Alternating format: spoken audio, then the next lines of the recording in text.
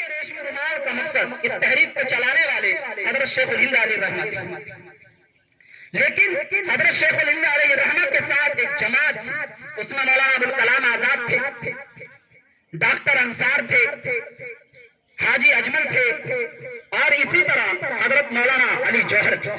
یہ 4-5 حضرات اس تحریک میں پیش تھے۔ تحریک کا اصل مقصد تھا کہ ہندوستان کے باشندوں کو انگریزوں کے خلاف بغاوت پر آمادہ کیا جائے، اندرون ملک یہ کام کرنا ہے، اور باہر ملک افغانستان، ایران، حجاز، ترکی میں خلافت قائم تھی، اسلامی حکومت، ترک، ان سارے اسلامی ممالک سے باہر سے تعاون اور مدد مانگنے کہ وہ اپنا فوجی مدد ہمیں باہر سے دے، تو پھر کیا ہوگا؟ انگریز بیچ میں پھنس جائیں گے، برادران وطن اور وطن کے باشندے اندر سے ان پر حملہ کریں گے، باہر سے ہمارے اسلامی مملکت کی فوجیں ان پر حملہ کریں گی، یہ بیچ میں پس کر رہ جائیں گے۔ یہ اصل مقصد تھا تحریک ریشمی رومال کا، لیکن تدبیر پر تقدیر غالب آئی اور اس تحریک کو ناکامی ملی۔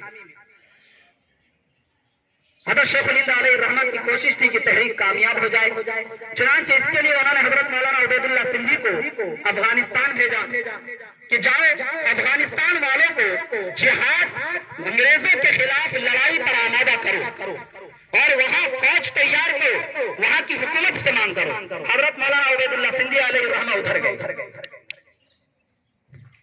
حضرت شیخ الہند علیہ الرحمہ اس تحریک کے سلسلے میں سرگردہ تھے، لیکن انگریزوں کو بھی اس کا علم نہیں ہوا تھا۔ یہ تحریک خفیہ طور پر چل رہی تھی، لیکن انگریزوں کو یہ خطرہ ضرور تھا کہ شیخ الہند کا ذہن ہمارے معاملے میں صاف نہیں ہے، یہ کبھی بھی کچھ کرا سکتے ہیں، اور جنگ عظیم شروع ہو چکی تھی، یعنی ترکی سے خلافت کو ختم کرنا ہے، یہ معاملہ شروع ہو چکا تھا۔ تو حضرت شیخ الہند علیہ الرحمہ کو ان کے مخلصین نے، محبین نے مشورہ دیا کہ مجھے آپ کے بارے میں خطرہ لگ رہا ہے کہ انگریز آپ کو گرفتار کر لیں گے، ایسا کیجیے آپ وطن چھوڑ دیجیے۔ اور حضرت کو چھوڑنا ہی تھا، ان کو تو حجاز جانا تھا، چنانچہ وہ حجاز کے لیے روانہ ہوئے۔ جب ہندوستان کے انگریز گورنر کو پتا چلا کہ شیخ الہند ملک چھوڑنے کے لیے یہاں سے روانہ ہو چکا ہے اور ممبئی کے ساحل پر جا چکا ہے، تو اس نے ممبئی کے گورنر کو خط لکھا کہ شیخ الہند کو ساحل سمندر پر روک لیا جائے، جہاز پر سوار ہونے نہ دیا جائے۔ لیکن اللہ کا کرنا ایسا ہوا کہ ہندوستان کے انگریز گورنر کا خط ممبئی گورنر کے نام اس وقت پہنچا جبکہ جہاز ممبئی سے روانہ ہو چکا۔ پھر یو پی کے گورنر نے مرکزی حکومت کے گورنر کے ذریعے عدن کے گورنر کو خط لکھا کہ جہاز میں شیخ الہند نامی کوئی شخص بیٹھا ہوا ہے، جہاز روک کر شیخ الہند کو اتار کر قید کر لیا جائے۔ یہ بھی خط عدن کے گورنر کو اس وقت پہنچا جبکہ شیخ الہند علیہ الرحمہ کا جہاز عدن سے بہت دور نکل چکا تھا۔ پھر عدن کے گورنر نے جہاز کے کیپٹن کو خط لکھا، تار بھیجا کہ تمہارے جہاز میں شیخ الہند نامی کوئی شخص بیٹھا ہوا ہے، اسے جہاز سے جدہ میں اترنے نہ دیا جائے۔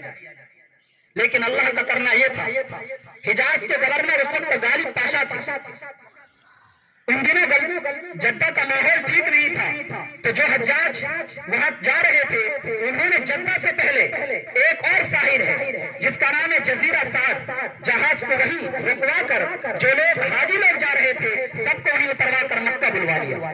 حضرت شیخ الہند علیہ الرحمہ انہیں حاجیوں میں تھے، وہ مکہ پہنچ گئے۔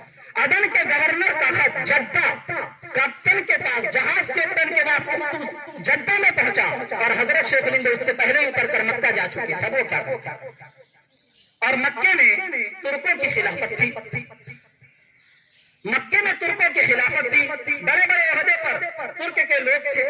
چنانچہ غالب پاشا یہ ترکی حکومت کی طرف سے وہاں کے گورنر تھے۔ مدینے میں کسرا نامی کوئی گورنر تھے، وہ بھی ترک کی طرف سے تھے۔ خیر حضرت شیخ الہند علیہ الرحمہ کو تو ترک کے حکومت سے تعاون چاہیے تھا، تو انہوں نے غالب پاشا سے ملاقات، مکے کے اندر ایک ہندوستان کے بہت بڑے تاجر رہتے تھے، ان کے توسط سے غالب پاشا سے ملاقات، اور غالب پاشا کے سامنے اپنی ساری بات رکھی کہ ہندوستان میں یہ انگریز مظالم ڈھا رہے ہیں، وہاں کے لوگوں کو پریشان کر رہے ہیں، ہم نے یہ طے کیا ہے کہ ان کے اوپر ہم اندر سے بھی حملہ کریں اور باہر سے آپ کی فوج کا ہمیں تعاون چاہیے، لہذا خلافت کی جو فوج ہے ان سے ہمارا تعاون کرائیں۔ غالب پاشا کو حضرت شیخ الہند رحمۃ اللہ علیہ پر اعتماد ہوا اور انہوں نے ایک تحریر لکھ کر دی کہ ہم ضرور آپ کی مدد کرائیں گے۔ حضرت شیخ الہند علیہ الرحمہ نے وہ تحریر ہندوستان بھیجی تاکہ یہاں کے مجاہدوں کو حوصلہ ملے کہ ہاں ہمارے لیے مدد آنے والی ہے۔ پہلی تحریر غالب پاشا کی یہاں گئی، پھر غالب پاشا کے ذریعے ترک فوج کے جو اصل وزیر تھے انور پاشا اور اسی طرح جمال پاشا جو چیف جنرل تھے ان سے حضرت غالب پاشا نے ملاقات کرائی شیخ الہند کی۔ وزیر جنگ انور پاشا اور اسی طرح جمال پاشا سے حضرت شیخ الہند نے ملاقات کے بعد اپنی ساری تفصیل رکھی اور کہا کہ ہندوستان کے مسلمانوں کی مدد کرو، اپنی فوج لے کر وہاں اترو، وہاں کے مسلمانوں کو آزادی دلاؤ۔ انہوں نے یقین دلایا کہ ہم ضرور ایسا کریں گے، ان انگریزوں سے ہمیں بھی۔ چنانچہ ایسا ہی ہے۔ حضرت شیخ الہند نے فرمایا کہ ہمیں ایک تحریر لکھ کر دے دیجئے تاکہ ہم ملک بھیج دیں۔ انہوں نے کہا کہ ابھی مجھے دمشق کا سفر کرنا ہے، وہاں ایک کام ہے۔ انور پاشا اور جمال پاشا کام کے لیے وہاں چلے گئے۔ انہوں نے کہا جیسے ہی میں کام سے فارغ ہوں گا فوراً آپ کو تحریر دوں گا۔ چنانچہ وہ دمشق گئے اور ان کا کام پورا ہوا۔ 3 زبانوں میں ان دونوں حضرات نے خط لکھ کر حضرت شیخ الہند کو مدینے کے گورنر کے واسطے سے بھیجا۔ مدینے کے گورنر نے حضرت شیخ الہند کو وہ خط دیا۔ اس خط میں صاف لفظ میں لکھا ہوا تھا کہ ہندوستان میں جو لوگ جہاد انگریزوں کے خلاف کر رہے ہیں ہم ان کے ساتھ ہیں، ہمارا پورا ملک ان کے ساتھ ہے، ہماری ترک حکومت ان کے ساتھ ہے، خلافت ان کے ساتھ ہے۔ اسی طرح اس میں یہ ہدایت تھی کہ مکے اور مدینے میں ہمارے جتنے افراد عہدے پر ہیں وہ سب شیخ الہند کی مدد کریں اور ان کو یہاں سے خلافت ترک تک مدد کر کے پہنچائیں تاکہ وہ بادشاہ وقت عبدالحمید سے ملاقات کر سکیں۔ ابھی یہ باتیں طے ہوئی تھی۔ حضرت شیخ الہند علیہ الرحمہ کو جب ان کا خط ملا انہوں نے ایک بہت ماہر بڑھی کو بلوایا، بڑھی جو لکڑی کا کام کرتا ہے، اور ایک صندوق بنایا۔ اس صندوق میں اس بڑھی سے کہا کہ ان 3 خطوں کو 2 تختوں کے درمیان رکھ کر اس طرح جوڑ دو کہ اس جوڑ کا احساس نہ ہو، کسی کو پتا نہ چلے کہ ہاں جوڑ ہے، تاکہ اگر راستے میں پکڑا بھی جائے تو خط نہ پکڑا جائے۔ چنانچہ ایسا ہی کیا گیا۔ اس بڑھی نے 2 تختوں کے اندر اس 3 خطوں کو رکھ کر جوڑ دیا اور ایسا جوڑ دیا کہ کوئی نشان باقی نہیں تھا۔ اس کے اندر ریشمی کپڑے رکھ دیے، کچھ اور کپڑے رکھ دیے۔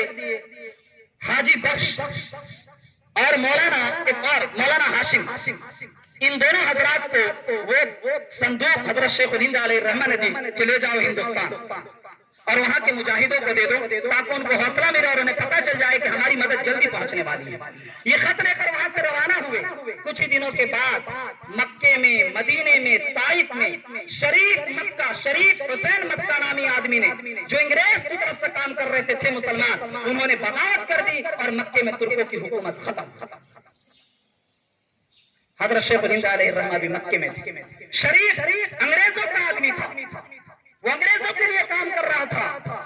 انگریزوں کی طرف سے آرڈر تھا کہ شیخ الہند کو فوراً پکڑ لیا جائے۔ چنانچہ شیخ الہند علیہ الرحمہ کو وہاں پکڑا گیا، ان کے ساتھ 3 آدمیوں کو اور گرفتار کیا گیا، مکے کے اندر کچھ دن رکھا گیا، وہاں سے جدہ بھیجا گیا، جدہ سے پھر مصر بھیجا گیا، مصر سے قاہرہ بھیجا گیا۔ قاہرہ کے پاس ایک جزیرہ ہے جہاں اندھیری کوٹھی کے نام ایک جیل ہے، اس جیل کے اندر حضرت شیخ الہند علیہ الرحمہ کو 1 مہینے رکھا گیا، تنہائی میں رکھا گیا، بات چیت پر پابندی لگا دی اور ان کے اور لوگوں کو دوسرے جیل کے کمرے میں رکھا گیا اور یہ کہہ دیا گیا تھا تم آپس میں بات چیت نہیں کرو گے۔ پھر 1 مہینے کے بعد اس جیل سے نکال کر مسلسل قاہرہ سے بس کے ذریعے، پھر ٹرین کے ذریعے، پھر پانی کے جہاز کے ذریعے 4 دن کے سفر کے بعد حضرت شیخ الہند کو مالٹا کے جیل میں ڈال دیا گیا اور یہ حضرت شیخ الہند 1717 عیسوی میں وہاں گرفتار ہوئے تھے۔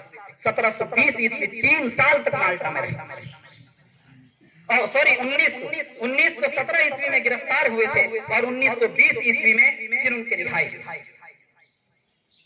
3 سال تک مالٹا میں رہے، لیکن اب بھی انگریزوں نے بہت مصائب کھائے، لوہے سے ان کے بدن کو داغا، لیکن کچھ نہیں، آزادی کا جو جوش تھا اس میں کمی نہیں آئی۔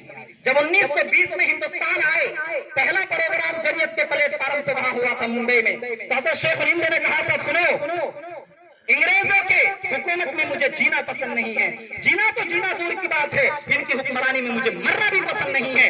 اگر شیخ الہند بھلا ہونے سے چل رکھتا اپنے شان سے کہے گا 4 بائی میں میرے جسم کو رکھ دو اور ہندوستان چپے چپے میں مجھے لے جاؤ، ہندوستان کے لوگوں کو مجھے انگریزوں کے خلاف لڑائی پر آمادہ کرنا۔ مر جاؤں گا انگریز کی حکومت کو میں پسند نہیں کروں گا. چنانچہ شیخ علیہ رحمت کیا اپنی سانس انگریزوں کے خلاف بغاوت میں اپنے خون کا آخرہ بھی انگریزوں کے خلاف بغاوت میں گزارا. یہ ہمارے اکابر کی قربانیاں ہیں میرے عزیز و تاریخ. اس کے علاوہ بہت سی تاریخیں آپ نے سنی ہیں. اللہ تعالیٰ جن حضرات نے اس ملک کی آزادی میں حصہ لیا ہے اللہ تعالیٰ ان کو اس کا بدل عطا فرمائے.